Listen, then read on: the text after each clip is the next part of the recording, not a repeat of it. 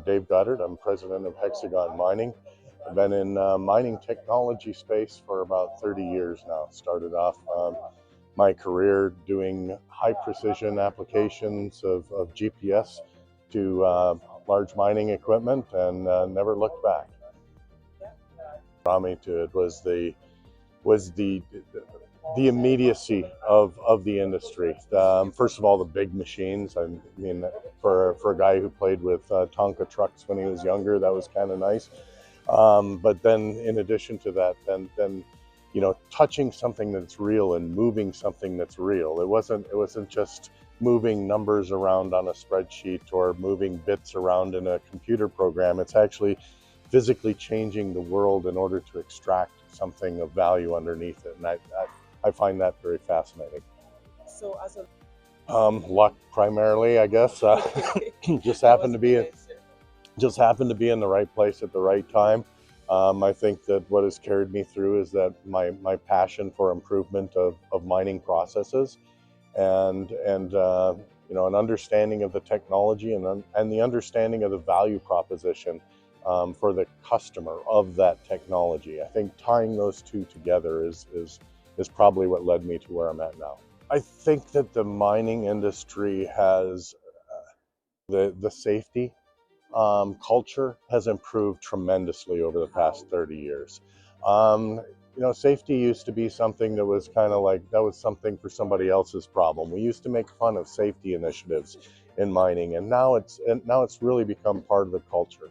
And part of making sure that everybody goes home at the end of shift every single day, as opposed to we're just big, we're rugged, we don't need the safety interlocks on the equipment, and we're just going to go and make it happen.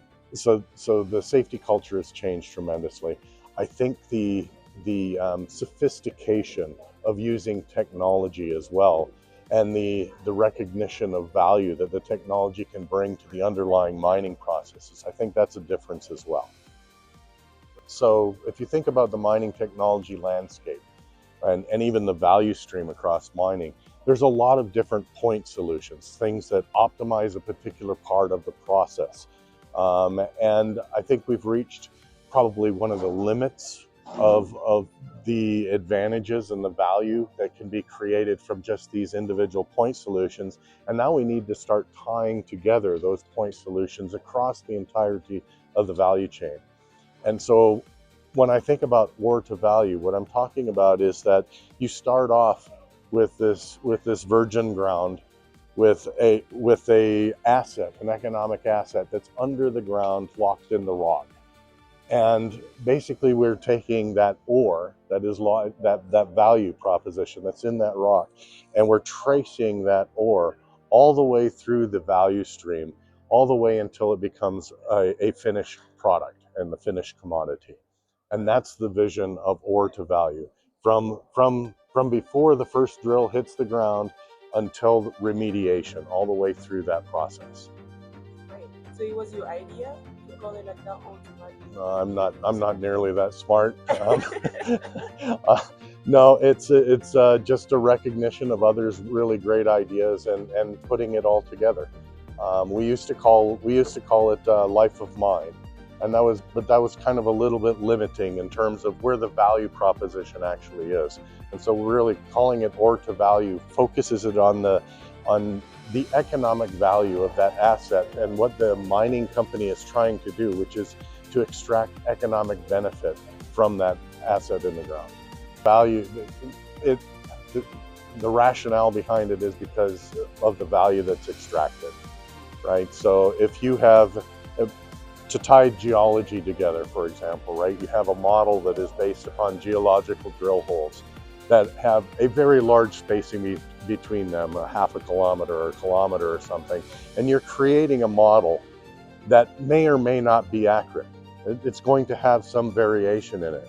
But then every process behind that, so when you have blast hole drilling, when you're digging the material, when you're crushing the material, you have opportunities when you touch that rock to update that geological model in the background, to update the economics associated with that, and to derive a better plan to to capture more value from that asset. That's why it's important to tie everything together. The differentiation is primarily that we have the product portfolio across the entire breadth of the value chain. And that's something that's unique. We can go all the way from the initial surveying. Hexagon has drone solutions. We have solutions for geological modeling, all the way through mine planning, through the operations, through crushing, tracking the material into the mill.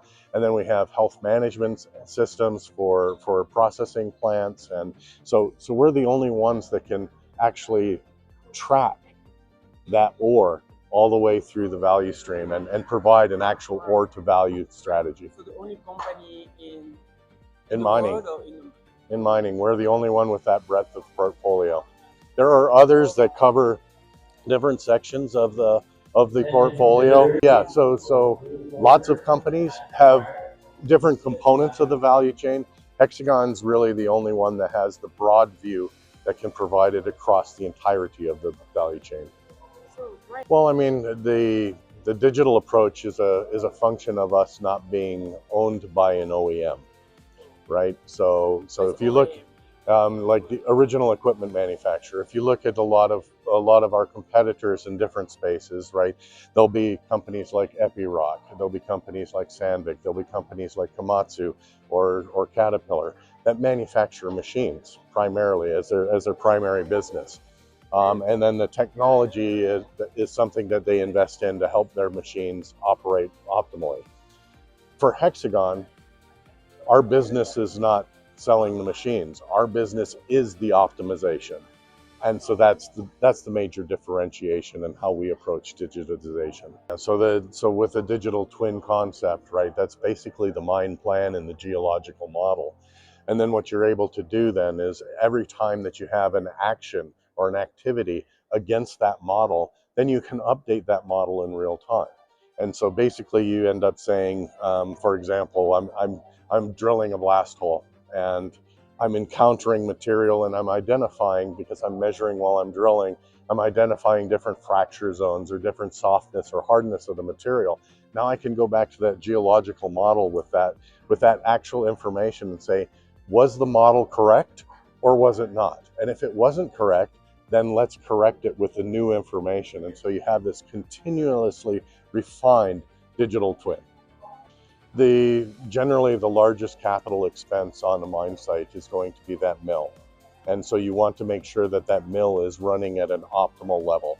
So it's getting the right material at the right time. And the only way it's going to get the right material at the right time is if you can communicate that back somehow to the mining extraction activities to make sure that 2 weeks earlier you were telling the drills where to drill in order to make sure that you had blasted rock in order to move to deliver to the mill, so that you can tell the shift operators what shovels need to dig, how much material they need to dig, what trucks are going to go where, in order to make sure that that mill has the right amount of material, the right type of material, in order to extract maximum value from the rock that's coming in. So one of I'll give two examples. First is that a lot of the solutions in this space are complex, and it takes a lot of experience and knowledge in order to actually optimize a mine site, right? And because of that, it's something that's challenging to a lot of mining companies to actually implement. Layering on an AI front end just as an interface to say, this is what I want to do, and then being able to use that in order to configure all the different parameters on like a mine planning software, for example, that creates a tremendous amount of value, because now you have that learning of which switches to turn on and turn off in the software in order to accomplish that task. Now you have that embedded in an AI algorithm that can set it up for you, right? So you're able to make the younger engineer more efficient and have them perform at a level that a more experienced engineer would be performing at. Make it easier. Easier to a certain extent. You still need the knowledge, you still need the context, but basically make the tasks, be able to shorten the amount of time to achieve a task. Interoperability comes from transparency of the data, and we have a core principle that the customer owns the data, and so that allows them to provide that data to other applications in order to provide that interoperability. And from our standpoint, the data allows us to derive one thing that we have that is probably intrinsic value is that we understand the context of that data. So where the data came from and what that data actually means, because at the end of the day, just providing zeros and ones has no value. You have to have that in the context of what was the task that was trying to be accomplished, that data was coming from, what were the measurement qualities of that allowed that data to be created, and what are you actually trying to achieve with it, because we collected the data. So we have a depth of knowledge in the context that somebody else may not, because we know where the data came from and how and why it was collected. You're able to make better decisions if you have reduced variability in your knowledge set. So it really becomes a question of how much unknown are you trying to control in order to make business decisions. And so with one of our what we want to accomplish with our product line is to reduce that level of unknownness, for lack of a better word, and make sure that you have more certainty in the underlying data. And when you have more certainty that the data represents reality, then you can make better decisions and reduce the variability. It's the same challenge as our customers. It's really talent, acquiring talent that is energized and excited by the potential and the opportunities in mining. That's the biggest challenge. So acquiring and retaining high quality talent is one of my primary goals, and that's also why we invest so much in the young leaders programs for Society of Mining Engineers, for Women in Mining South Africa, for those types of organizations, because we believe that the future of mining belongs to the miners of the future, and unless you invest in the miners of the future, then the future of mining is at risk. The biggest challenge with transformation and digital transformation for the mining companies is the recognition that there's still people. And the transformation requires a change in mindset of people and change in processes, change in the way that they work in order to gain the most value from the digital systems. So when we look at deploying a mine safety product, for example, one of the technology isn't what makes it work. What makes it work is the buy-in from the operators and the buy-in from the site and the buy-in from the management of that site. And so that is the thing that becomes the biggest challenge for adoption of technology. The recognition that technology is not just a silver bullet, but it requires real changes from the people that are using the technology in order to optimize and to utilize that technology the best. Good question. I get asked that often. The reality is that I don't know what the future of mining looks like. Sorry. Mining for thousands of years, mining has been an exercise of making the big rock smaller and extracting the component bits that you want. And I don't think that's going to fundamentally change in the future. And so then the question is, what does the future actually look like? We've got bigger and bigger machines. We've got autonomous machines. And to me, for Hexagon, what we want to accomplish in the future is to be the best business partner to our mining customers, to help them extract value from the new technologies that come on board so that they can apply that to improve their operations. What that looks like is merely partnership. We have partnerships with a number of different universities. The University of Arizona is one of them. We also have a partnership with Montana Technological University, where we're using their underground workings in order to do some testing on our underground product lines. University of Arizona, we have a sharing relationship. We're in the process of putting together a program around AI for mine planning purposes.